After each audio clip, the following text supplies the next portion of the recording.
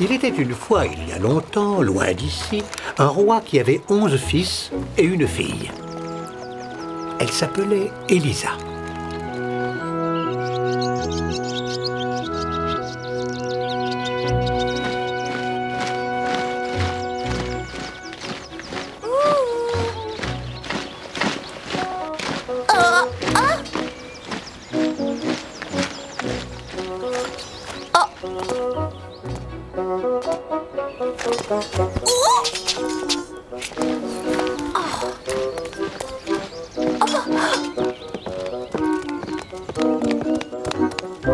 Les petits princes écrivaient avec des crayons en diamant sur des ardoises en or.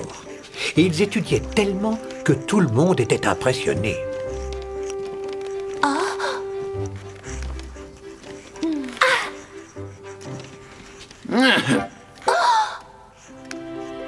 Pendant ce temps-là, assise sur un coussin fait de la plus fine soie venant de Chine, Elisa lisait un livre d'images qui valait au moins la moitié d'un royaume.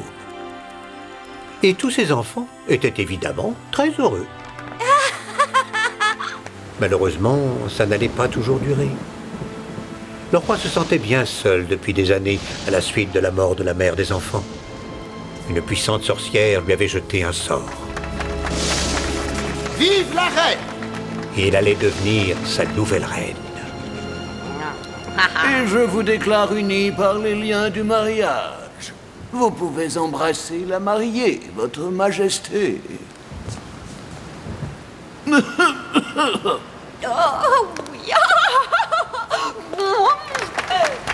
Bien. Et maintenant, il est temps de rencontrer vos nouveaux enfants. Quoi? Mais je croyais que vous vouliez me montrer en premier vos trésors les plus précieux. Mais ce sont mes enfants qui sont mes biens les plus précieux.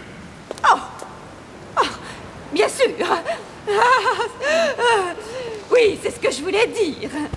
Mais attendez donc, mon très cher, la rencontre entre ces petits anges et leur nouvelle maman est un moment très particulier, très intime. Vous voyez, je préfère y aller toute seule et faire en sorte que les enfants me découvrent par eux-mêmes. Oh, mais bien sûr, faites. Ne vous préoccupez plus de rien. Je vais désormais consacrer la totalité de mon temps à surveiller et à éduquer votre progéniture. Vos enfants seront mes enfants à présent.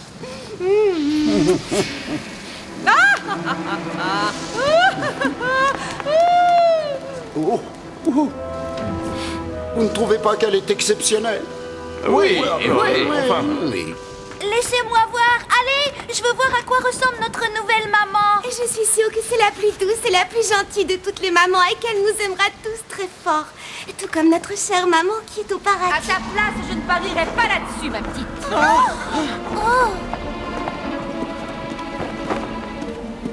Est-ce que c'est vous, notre nouvelle maman? Seulement en apparence, cher enfant.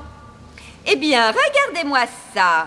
Alors, c'est donc à ça que ressemble une douzaine d'enfants? Voici donc les précieux petits chéris du roi. Est-ce que Père vous a chargé de nous accompagner à la fête?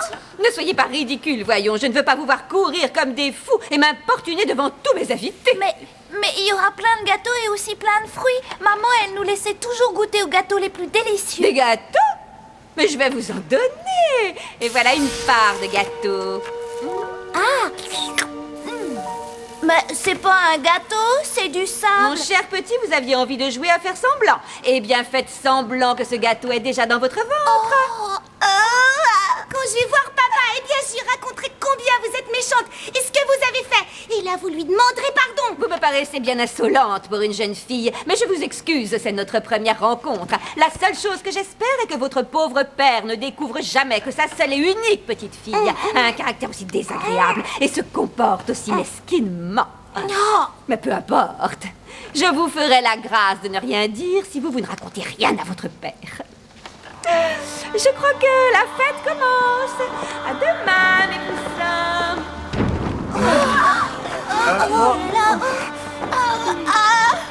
Une semaine plus tard, la méchante reine envoya la petite Elisa à la campagne, vivre chez un fermier et sa femme. Allez, ne pleurez pas, petit frère. On va la revoir très bientôt. Ça, c'est ce que vous croyez. Comment osez-vous éloigner notre sœur? Je demande à voir mon père. Rendez-vous compte, ça fait tellement de bouches inutiles à nourrir matin et soir. Comment une pauvre mère est-elle censée s'en sortir? Eh bien, je crois qu'il est temps que vous arrêtiez d'être un tel gouffre financier pour votre cher et tendre papa. Son argent est à présent mon argent. Toute sa fortune est mienne. Allez-vous-en, loin d'ici!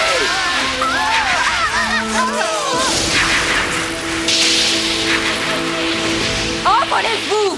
Ainsi, je vous enlève la parole!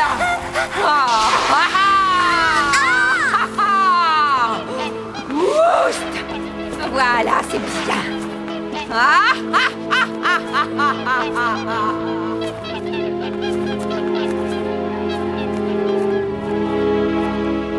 Vous me dites que vous avez envoyé ma jolie petite Elisa finir son éducation et aussi tous mes petits princes dans une école militaire. Et vous avez fait tout ça sans me demander mon avis avant. Comment avez-vous osé? Ah, si seulement vous aviez vu comme ils étaient cruels avec moi et aussi très insolents. Ils ne m'aimaient pas, vous auriez fait exactement la même chose, Majesté. Oui, mais j'ai quand même du mal à le croire. Ces enfants sont si gentils, ils n'auraient jamais eu ce genre de comportement, hein. Tout particulièrement ma douce et tendre fille Elisa. Oh. Douteriez-vous de ma parole, mon cher époux? Oh, vous aviez pourtant juré de me chérir Oui. et de me respecter. Ne pleurez pas, je vous en prie. Veuillez me pardonner, je suis persuadé que vous avez eu raison. Tout ce que vous faites est merveilleux. Ah, mais faites attention de ne jamais l'oublier, chérie.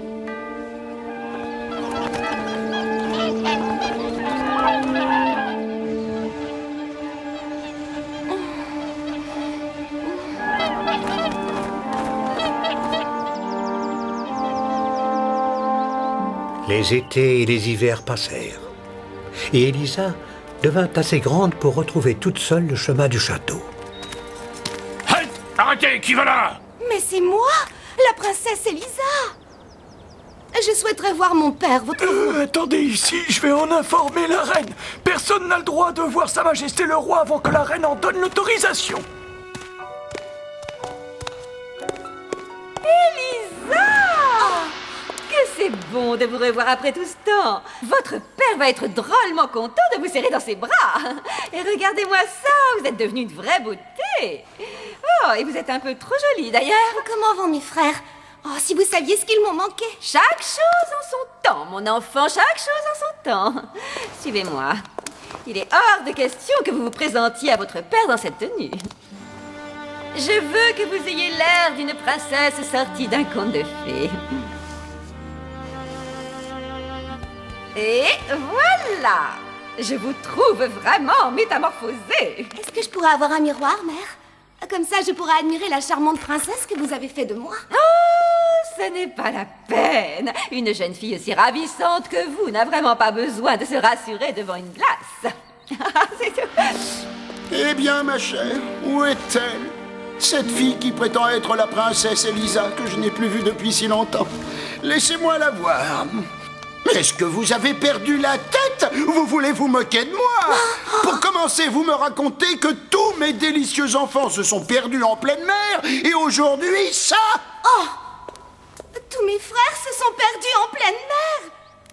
Écoutez-moi, jeune fille, il est temps que cesse cette mascarade. Sortez immédiatement de mon royaume. Partez avant que je ne vous fasse trancher la tête pour avoir usurpé l'identité de la princesse Elisa, ma petite fille. Et pour avoir essayé de briser le cœur de son pauvre père désespéré.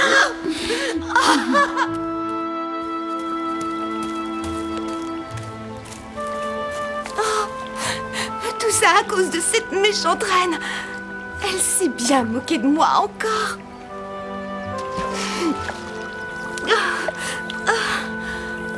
De toute façon, à quoi ça sert? Je ne retrouverai jamais le chemin pour retourner au royaume. Bonjour, jeune fille. Pourquoi est-ce que tu es si triste? Mon cœur est brisé en 1000 morceaux. Il y a des années, j'étais encore une princesse. Et j'avais aussi la chance d'avoir 11 frères merveilleux. Mais aujourd'hui, je me retrouve toute seule. Et j'ai bien peur de ne plus jamais revoir aucun de mes frères.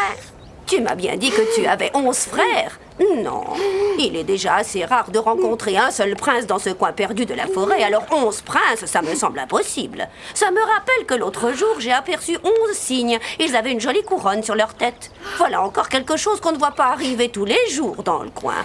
Vous avez dit 11 cygnes? Et ils portaient tous une couronne, où sont-ils? Ils descendaient la rivière en direction de la mer. En cette saison, ils vont toujours au même endroit à l'heure où le soleil se couche. Je vous remercie. Oh, oui, merci beaucoup.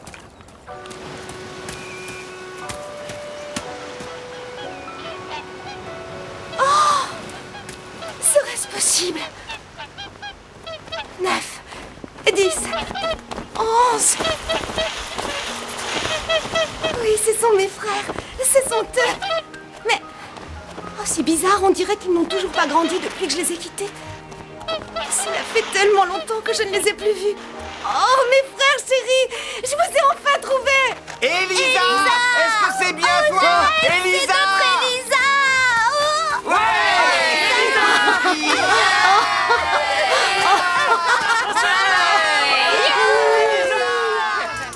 Eh bien voilà, maintenant tu sais tout. Chaque nuit, nous reprenons forme humaine. Mais dès le lever du soleil, le sortilège fait que nous redevenons des cygnes.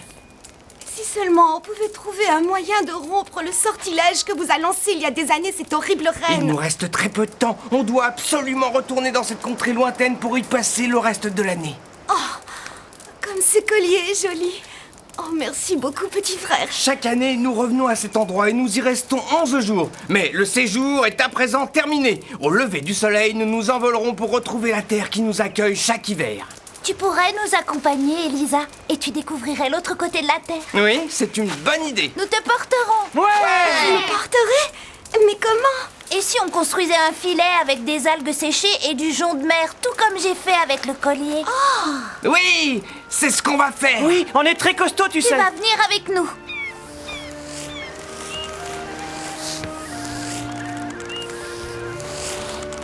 Et voilà, on a terminé le filet juste avant le lever du soleil. Tiens-toi bien, d'accord, Elisa?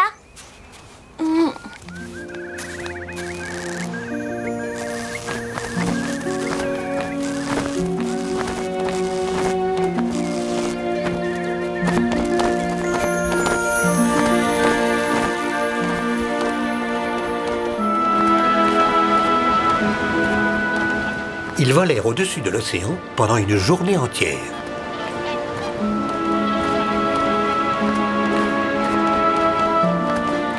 Oh non! Le soleil va bientôt se coucher. On doit se dépêcher de trouver un endroit pour atterrir avant que vous ne redeveniez des princes. Ou sinon, on tombera dans la mer et on se noiera. Regardez! Un rocher! Vite!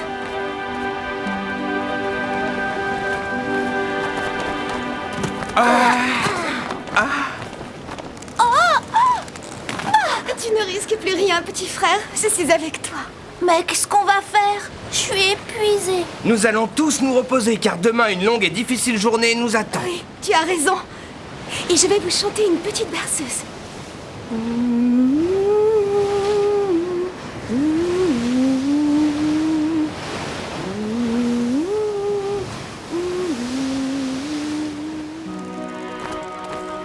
Ils se réveillèrent et repartirent aux premières lueurs de l'aube.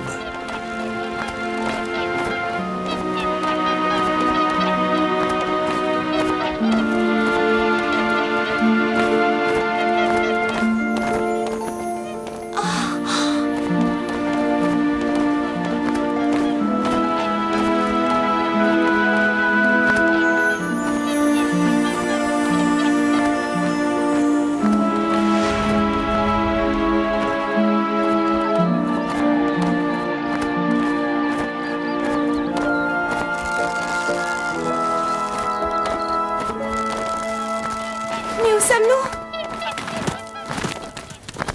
Voici la grotte dans laquelle nous vivons le reste de l'année. Et à présent, c'est aussi ta maison, Elisa. Bienvenue. Je pense avoir rêvé pendant que nous volions. J'ai cru apercevoir un magnifique palais qui flottait dans le ciel par-dessus les nuages. Cet endroit est bien réel, tu n'as pas rêvé. C'est le monde où vivent les fées. Ce palais se situe entre la réalité et nos rêves. Tu vas sûrement rêver de ce palais cette nuit et tu feras la connaissance de la reine des fées. Eh bien, j'espère que ce que tu dis est vrai et qu'on ouvrira les portes du palais dans les nuages. Qui sait, j'y trouverai peut-être le moyen de vous sauver.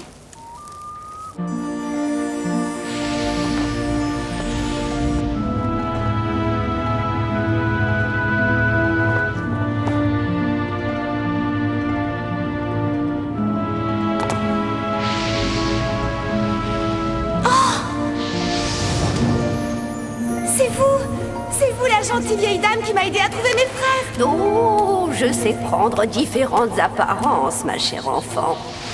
Et je connais la raison de ta venue.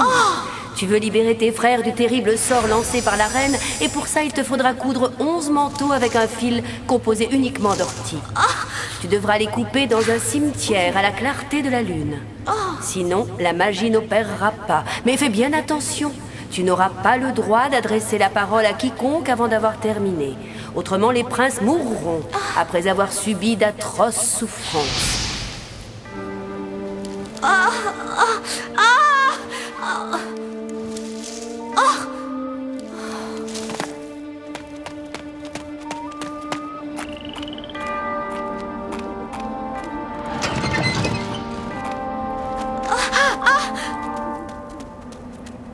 Elle alla arracher les plus terribles orties qui lui firent d'affreuses brûlures sur les mains et sur les bras. Mais elle était bien décidée à sauver ses frères qu'elle adorait.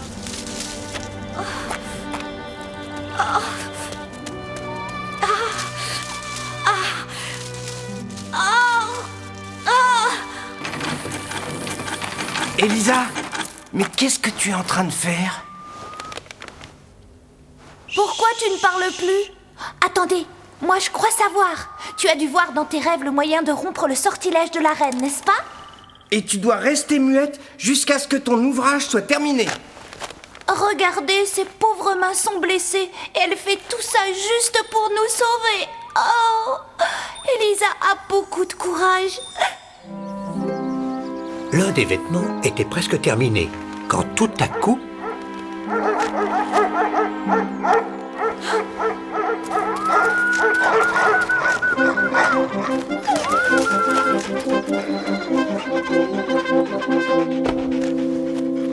Mais que faites-vous dans cette forêt sauvage, cher enfant?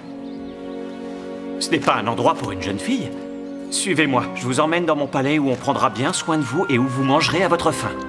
En voyant l'état de vos mains, je me permets d'insister. Prenez ces affaires.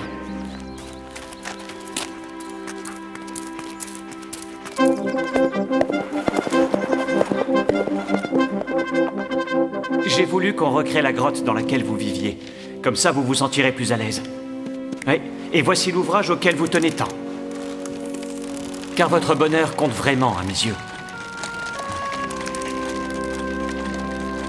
Vous voyez cette fille, archevêque?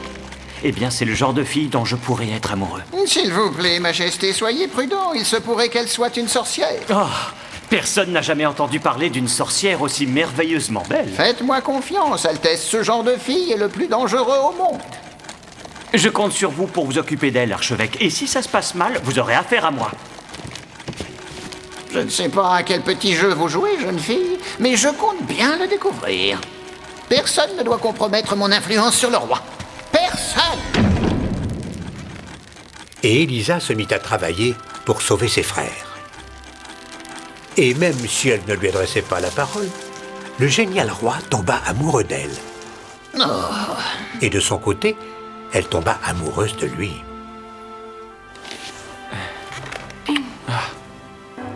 Et bientôt, Elisa et le roi se marièrent. Et même quand l'archevêque lui posa volontairement trop fort la couronne sur la tête pour lui faire mal, elle resta silencieuse parce que la vie de ses frères en dépendait. Elisa continua à travailler jour après jour et à se glisser dans le cimetière pour y prendre des orties. Et plus elle s'y rendait, plus l'archevêque pensait que c'était bien une sorcière.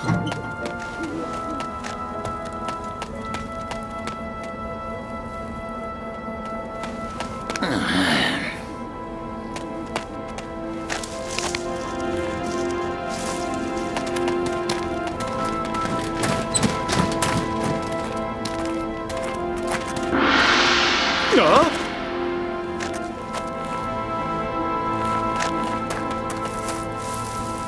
Oh. Non, c'est impossible. Pas ma délicieuse épouse. J'ai bien peur que si, votre majesté. Dès que la lune éclaire la nuit, elle court en direction du cimetière invoquer les esprits des défunts. Et elle arrache les herbes qui sortent des tombes pour réaliser des sortilèges et des potions. Alors, si ça ne vous prouve pas qu'elle est une sorcière, je jure, oui, je jure d'avaler une de mes pantoufles.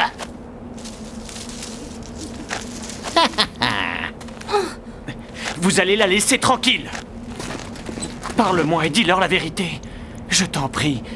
Dis-leur que tu n'es pas une sorcière. Allez. Vous connaissez mieux que moi les lois de ce pays, Majesté. À partir de maintenant, cette affaire concerne le Grand Conseil. Je crois que j'en ai assez vu. Faites ce que vous avez à faire. Elisa fut arrêtée alors qu'elle arrivait au terme de son travail. Pour la dernière fois, jeune fille, est-ce que vous continuez à nier les charges qui sont contre vous? Parlez, ou la cour ici présente sera sans pitié. Coupable. Garde, emmenez-la.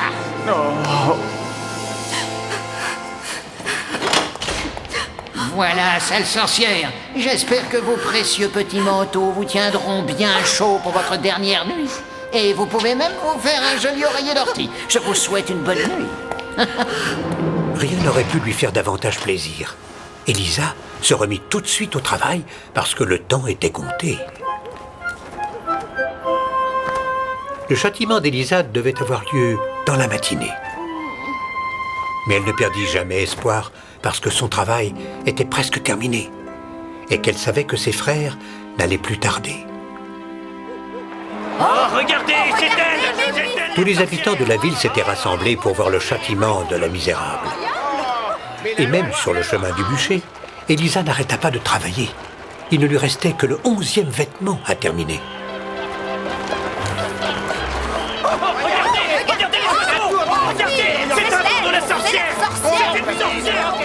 Oh, ma mignonne, viens par ici. Ton heure est venue.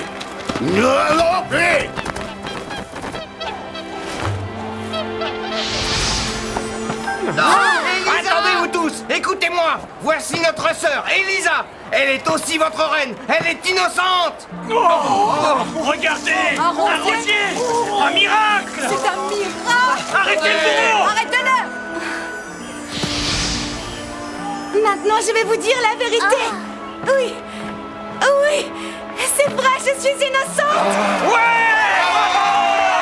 Vive la reine! Je savais que vous étiez innocente, je le savais. Comme je suis content. Oui, comme on dit, tout est bien qui finit bien. Ne vous inquiétez pas, archevêque. Je vais demander au chef des cuisines de vous préparer une sauce délicieuse. Mais votre majesté... Ça vous aidera à avaler votre pantoufle. C'est vrai, je n'aimerais pas vous voir étouffer au banquet de ce soir. Vous êtes d'accord avec moi? Majesté, pour vous dire la vérité, ma bouche en salive d'avance.